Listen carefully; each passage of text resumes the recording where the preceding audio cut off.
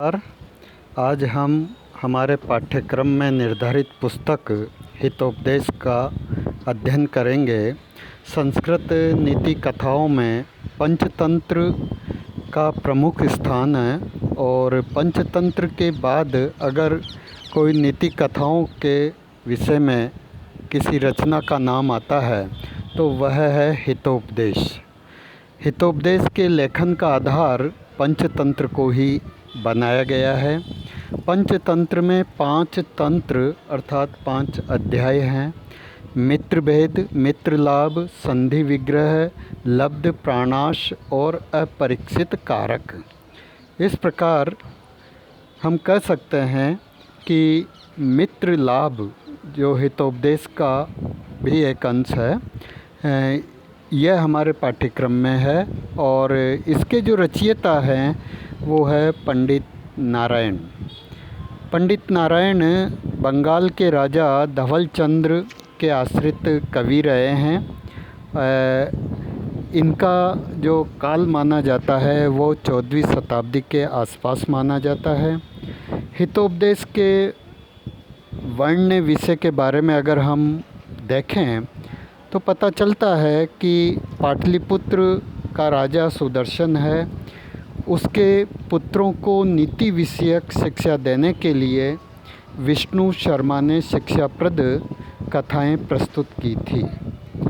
हम इसको इस रूप में देख सकते हैं कि एक बार राजा सुदर्शन ने अपने पुत्रों को मूर्ख, शास्त्र विमुख और अविनयी देखकर अपने साम्राज्य में विभिन्न विद्वानों की एक सभा बुलाई।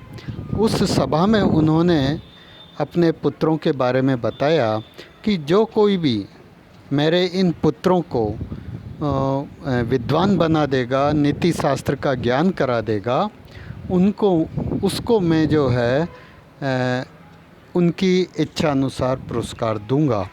तो उस सभा में ही विष्णु शर्मा नामक पंडित ने उन राजकुमारों को 6 महीने में विद्वान बनाने की बात कही और वो विष्णु शर्मा उन राजकुमारों को अपने साथ लेकर और राजप्रसाद के छत पर बैठकर विभिन्न पशु पक्षियों की कथाओं के माध्यम से उनको शिक्षित करना प्रारंभ किया।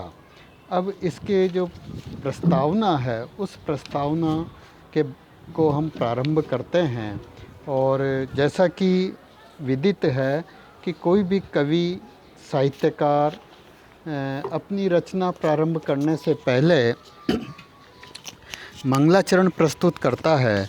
और जैसा कि हम जानते हैं मंगलाचरण 3 प्रकार का होता है: नमस्कारात्मक, आशीर्वादात्मक और वस्तु निर्देशात्मक। यहाँ भी कवि ने जो है अपनी रचना प्रारंभ करने से पहले मंगलाचरण प्रस्तुत किया है और वो इस प्रकार है कि सिद्धि ही साध्य सतामस्तु प्रसादात् तस्य धुर्जटेः जाह्नवी फेन लेखेव यन्मूर्धनि शशिनः कलाः।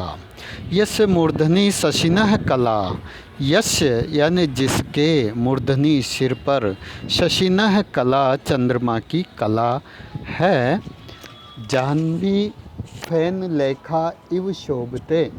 जाह्नवी फेन, जाह्नवी यानी गंगा के फेन की रेखा के समान सुशोभित होती है।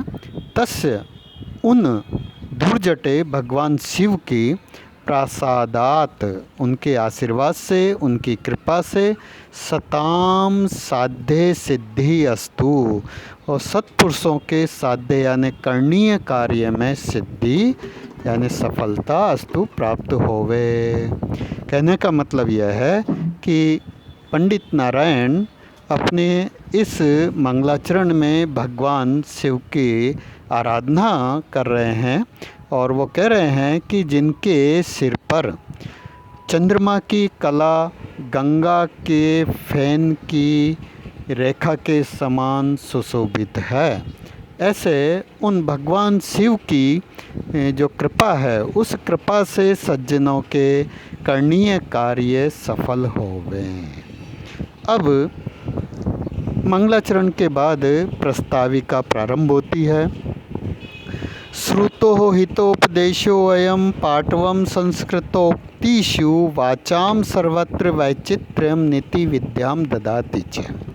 अयम श्रुतः, अयम यानी यह, श्रुतः अच्छी तरह सुना गया, हितोपदेश संस्कृत उक्तिषु पाटवम, संस्कृत बोलने में, संस्कृत की उक्तियों में चतुरता को, निपुणता को, और